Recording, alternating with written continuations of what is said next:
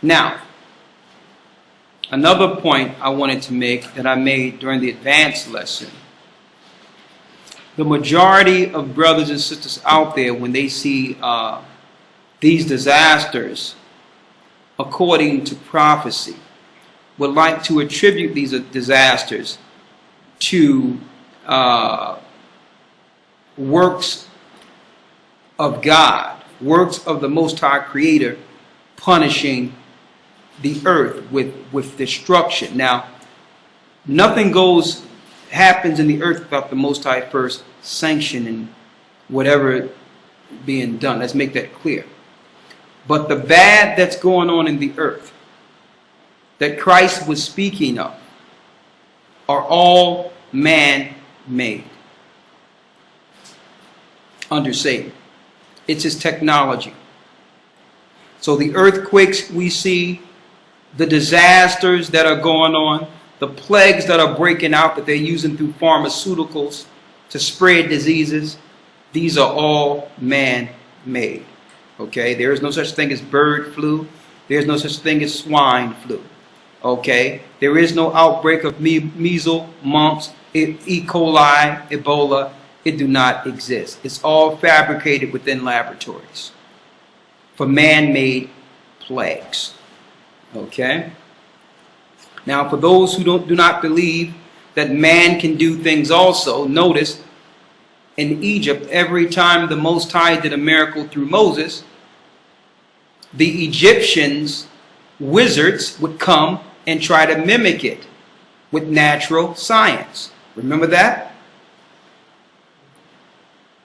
So it's clear that it was a challenge between the Most High and his power and science. All right? But the majority of destructions you see in the earth today is through science. It's through their technology, their wizardry. Let's prove that. Let's go to Revelations 12 and Matthew 24. Let's go to Revelations 12 first.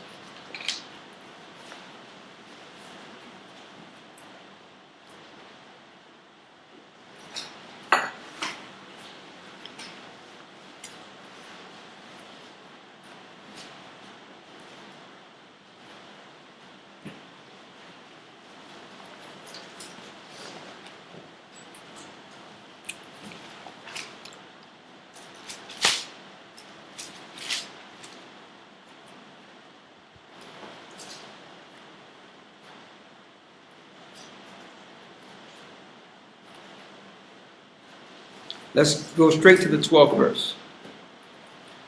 Let's go to the 11th verse. And they overcame him. Revelations chapter 12, verse 11. And they overcame him by the blood of the Lamb, and by the word of their testimony, and they loved not their lives unto the death. Go ahead. Verse 12. It's talking about the disciples, how they overcame Satan with the testimony of Christ. And they loved not their lives until the death. Read. Therefore rejoice, ye heavens. Therefore rejoice the angels, because they reside in heaven, not people. Read. And ye that dwell in them. Woe to the inhabitants of the earth. Woe to the inhabitants of the earth. That means those that are living within the earth. Read. And of the sea. And of the sea. So based on what's being said here, once this happened, it will be destruction within the inhabitants of the earth, on terrain, and the waters will suffer also. Read. For the devil is come down unto you, having great wrath, because he knoweth that he hath but a short time. So now, the devil have come down with great wrath, because he know he have a short time. Okay, so since he know he have a short time, he would need to speed up things and make technology faster to work within the time he would have left before the return of Christ. When Christ went to the cross and got full power of the depths of hell to release souls when it's time, he also shed his blood in the heavenly tabernacle and began the power from the throne. At this point, Satan had no more access to the throne. He could not go to the throne at sundown to accuse the brethren like he did in the past with Abraham, like he accused against Job and what have you. So at that time, Satan knew that, okay, that power had been taken away. He cannot go to the heavenly realm anymore. Now he must stay in the earth and do everything he can within the short time to fulfill his promise that he made to go back into heaven and sit on the thrones of the Most High and fight against the Most High. Now, even if it means destroying this earth to fulfill this oath, that's what he's trying to do. That's what he's trying to accomplish. That's what NASA is about. The space program is about. You notice the space program is set up under the Pentagon, which is military. To show you that this is a military force that's set up to fight against the spiritual realm, to fight in space. And that's what he promised. And once Christ had full power of the throne, he says, the heavens can rejoice. The angels can rejoice because the devil can't come up there anymore. But woe unto the inhabitants of the earth and the sea, because the devil have come down knowing that he have a short time. He's going to tear up. He's going to destroy the earth.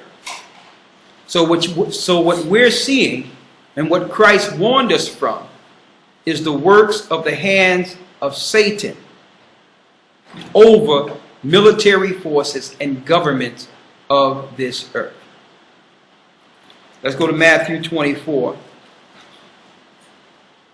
to show this. This was in the advanced lesson. That's when it came out. But I thought that everyone need to see that, because we got a lot of people out there who are saying, you know, that Satan don't have no hand in these things, and they cannot be further from the truth. Okay, the majority of earthquakes are man-made. They're digging into the earth. They're pulling oil out of the earth, therefore drying up the earth. Now, without oil, which same as oil in the car. If you move the oil out of the car, you got metal on metal friction. Same as you pull oil out of the earth, you got rock on rock friction. And when the earth shifts, it's rock on rock. What happens? Earthquakes. They're drilling every place. Not just for oil. They are drilling strategically to cause earthquakes. And they have purposely put nuclear plants on fault lines so that they can make natural disasters. With the natural disasters, they can come with the reaction and solution. They put the nuclear reactors on fault lines, the same place they have population, knowing that once they cause certain destructions, they're going to move, they're going to destroy a number of the population, then move them into places that have already been prepared for them. This thing is not by chance. It's not just them reacting to a disaster. They set it up that way. All these disasters that are going on in the earth are on purpose. That's why Christ told us this. Read Matthew 24:1. St. Matthew chapter 24, verse 1. Go ahead. And Yeshua went out and departed from the temple, and his disciples came to him for to show him the buildings of the temple. So he showed him the buildings of the temple. Read. Verse 2. And Yeshua said unto them, See ye not all these things? Verily I say unto you, there shall not be left here one stone upon another that shall not be thrown down. Go ahead. Verse 3.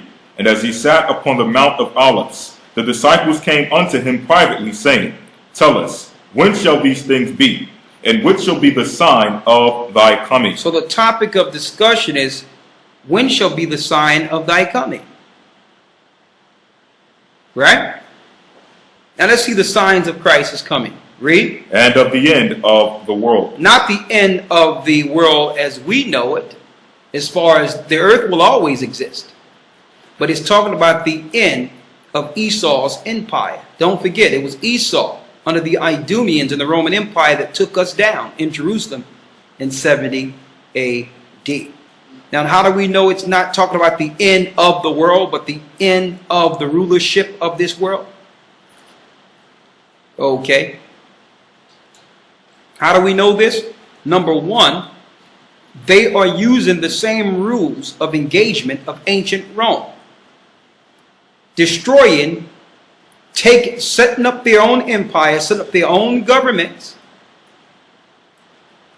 putting their own leadership structure in place for a one world order, under a democracy, under a republic.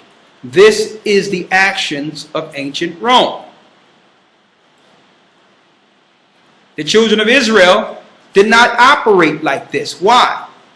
We did not operate like this because we understand, according to the laws of Scripture and the laws of just the sovereign laws of mankind, each nation of this earth had bounds. And the Most High made the earth where each nation could have a place to live with enough space not to invade others. And we would just rule at that time from Israel. So there was no need to set up governments and try to topple governments and put in our own people, because the Most High made bounds or boundaries according to nations. Ham had his part. Shem had his part. Japheth had their part. And there was way enough space. Until this day, this earth have way more than enough space for Ham, Shem, and Japheth to coexist. But they've made these little condensed cities and populated with people as a psychological warfare to have us all believe the world is overpopulated, when there's enough space. Now, going back to my original premise. All right. My original premise here is that the Roman Republic divides, conquer, destroy, and set up order under the Roman Empire. You notice that the Roman Empire was made of what? 10 separate factions.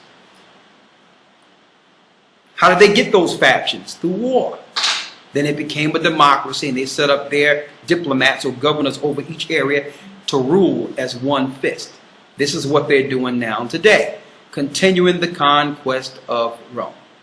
They're going into the Middle East, toppling certain people, setting up their own regimes to do what? To strengthen the one world order under Satan. It's nothing new under the sun. It's the same process. Read on. St. Matthew chapter 24 verse 4. Go ahead. And Yeshua answered and said unto them, Take heed that no man deceive you. Take heed that no man deceive you, which means do not go along with man's philosophy, man's deception of philosophy. Only go with Scripture. Read. Verse 5. Now, what would man fool you with? Deceive you with what? The coming of Christ. That's the context. So the deceivers are in the context of what Christ is speaking of here. When shall be the end and the signs of thy coming? So man would come at the very end with something adverse or something in opposition to what Christ is speaking of. Therefore, can be deemed a false prophet, according to Scripture, when it comes to the end and prophecies concerning the signs of his coming. Read. Verse 5. For many shall come in my name, saying, I am Christ, and shall deceive many. And that's Christians. They have deceived many with man's philosophy, the rapture, looking for one antichrist. Let's make this clear. The one world government, the one world order under Satan is the antichrist. The parts are interchangeable. All right? If one diplomat dies, another one is put in place. Some people might ask, well, why is Rockefeller doing this at his old age? He got all the money in the world. Why is he adamant in this one world order and eugenic system and setting up a one world order?